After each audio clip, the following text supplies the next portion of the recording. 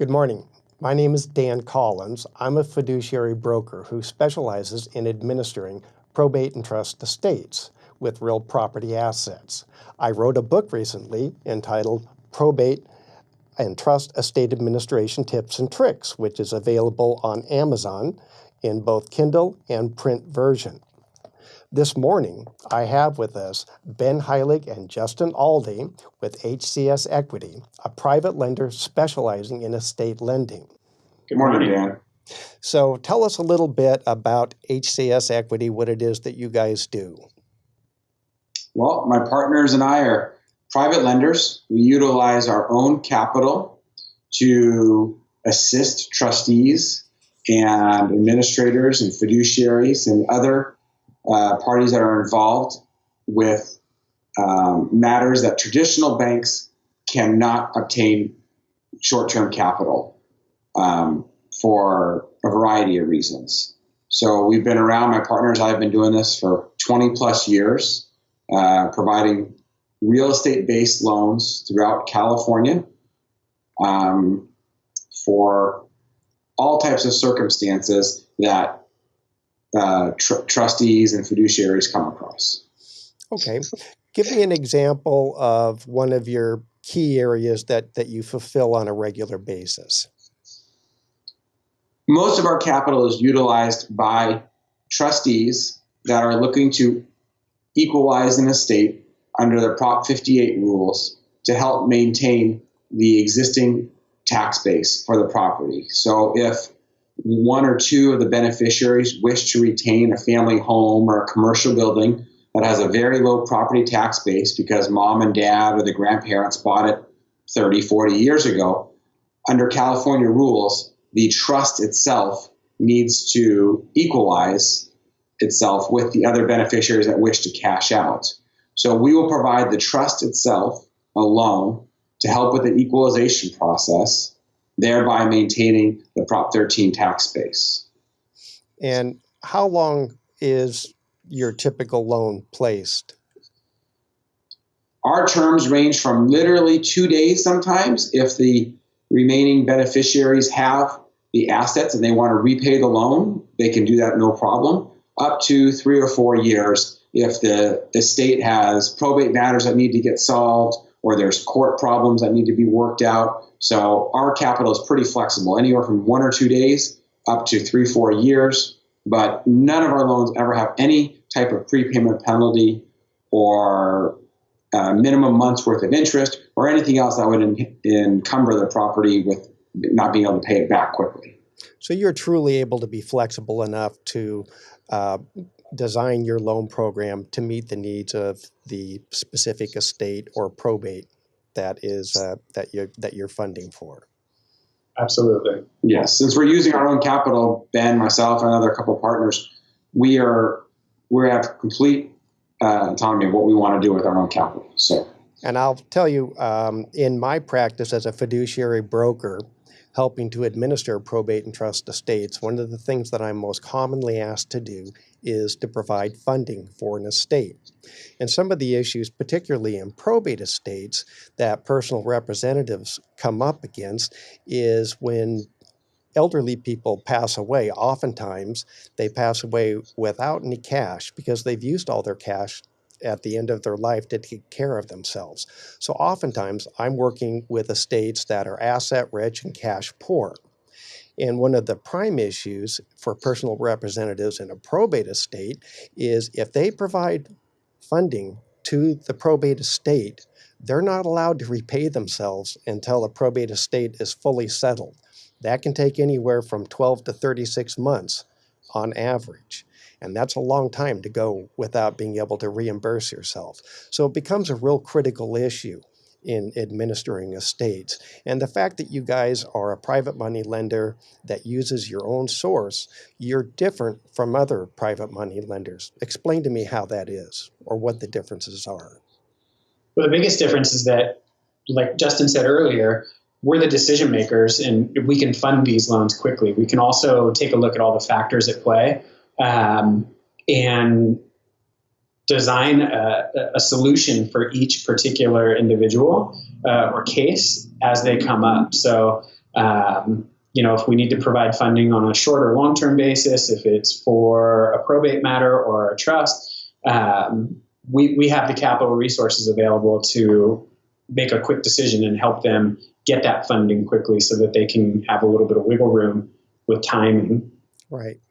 And I imagine that you guys get called upon on occasion to save properties from going into foreclosure. I place loans in probate estates quite frequently where there is a reverse mortgage that needs to be paid off. And the reverse mortgage will typically, the servicing company will allow you 6 months to repay the loan.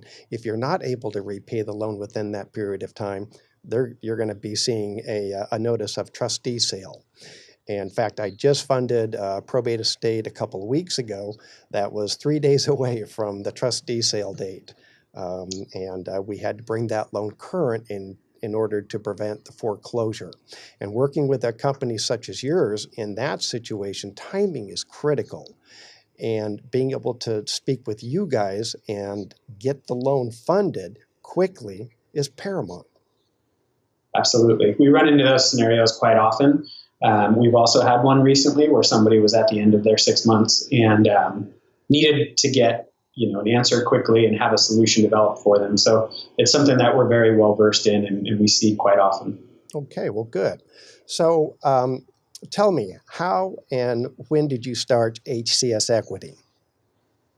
Well, we've all been involved in the mortgage business in one aspect or another for many years. So HCS Equity was created in about 2008 or 9 after we noticed a lack of funding options for these particular cases that we have just been talking about. So it was something that we stumbled upon. We've been in the lending business for years, but my partner and I got involved with some fiduciaries that were having capital needs, and nobody was able to fulfill their needs, like you were talking about, whether it was reverse mortgage payoffs or so forth. And we kind of just expanded upon that and have grown the business with a network of trust attorneys and professional fiduciaries and so forth throughout California. So the audience understands professional fiduciaries are commonly used in the state of California. California requires fiduciaries to be licensed, and it sounds like you're primarily dealing with fiduciaries in your funding practices for estates. It's a combination of fiduciaries and trust attorneys and a variety of people that are involved in this aspect of the business. So yes, we are involved with the Professional Fiduciary Association along with other bar associations to provide our capital to these situations. Okay. So let's talk about why people need loans for trust estates or probate estates and what the money is typically used for. Sure. The money can be used in a number of ways. As Justin mentioned earlier, on the trust side, oftentimes it's for equalization and distribution, especially when somebody wants to retain the property. On the probate side, oftentimes a house needs a little bit of work to be prepped for sale. There's some liens on the house, possibly for some unpaid debts that have incurred after the decedent passed. It might be a situation where they need to do some sort of a payout to other heirs.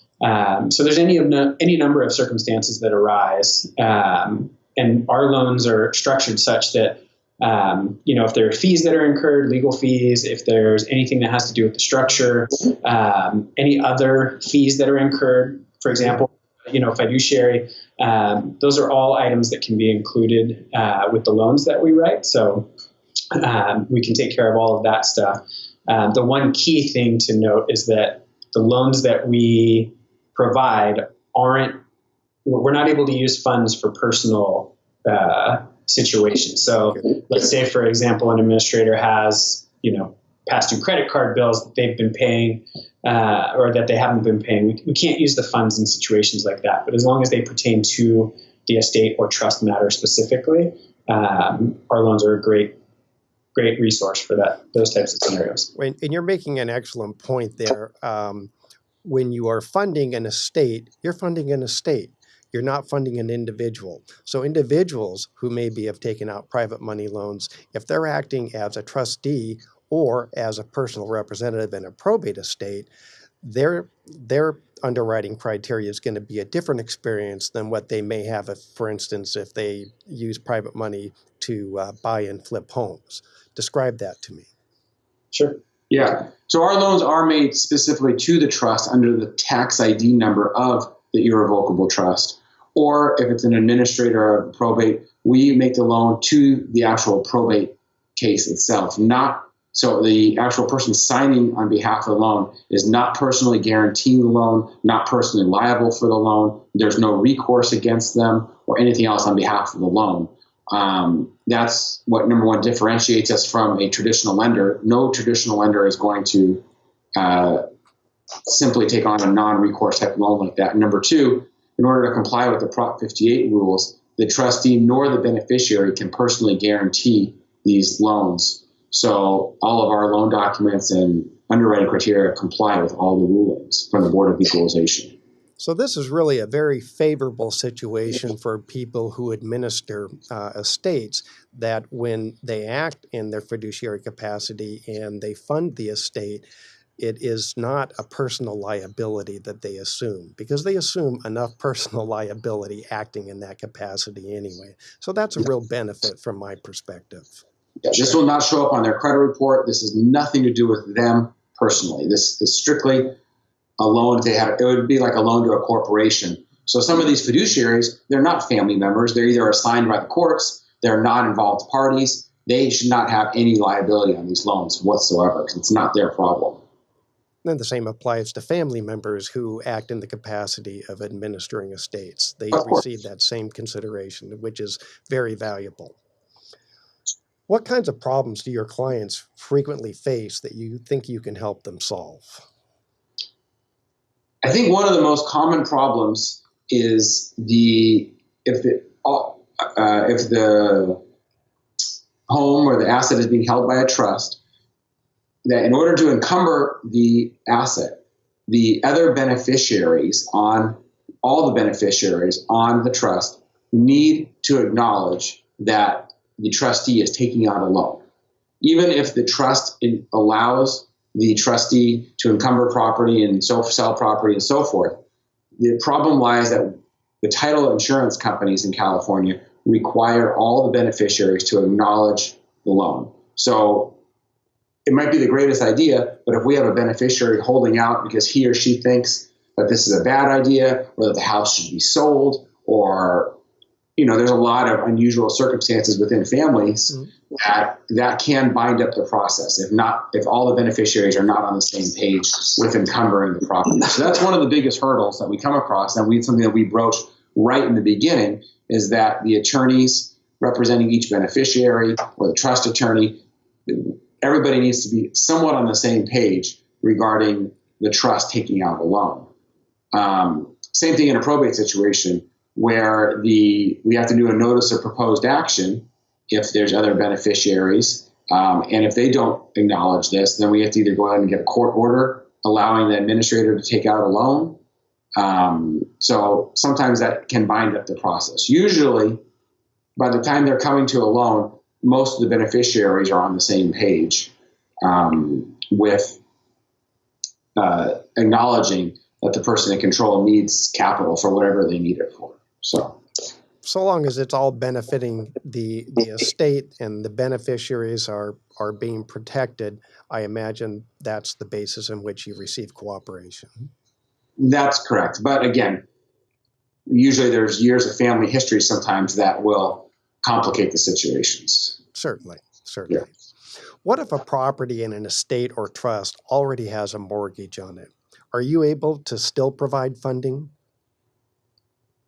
We will take out a second trust deed if the situation makes sense, where the first can stay in place because it's a low interest rate debt and it makes sense to leave it and it's small enough.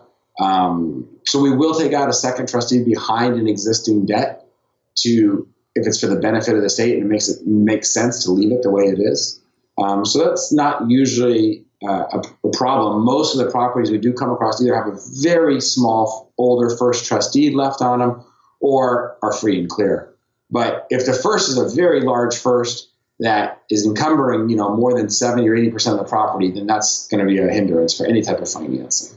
Okay, that makes sense. And are there any tax issues that people need to be aware of when it comes to providing loans to trusts or probate estates? The property tax is going to be the primary concern, is maintaining that lower assessment base. In terms of income taxes, I would always advise trustees to consult with a CPA or a financial planner regarding tax implications with taking out capital from an estate. But for your purposes, you're really in the business of providing the opportunity to keep the lower tax basis. That is a window in California that may be closing in the future, but for the time being, it's a huge opportunity for heirs to maintain mom and dad's or grandpa's tax base from many years past, and it's a way of maintaining a family property either for rental income or for owner user use that could be unaffordable if it wasn't for this low tax base. Okay, well, Ben, Justin, I thank you very much for getting on with us today. And I want to state that we enjoy being able to interview you today, and we look forward to doing business with you in the future. This is Dan Collins with Integrity Estate Lending. Thank you very much. Thank you, Dan. Thank you.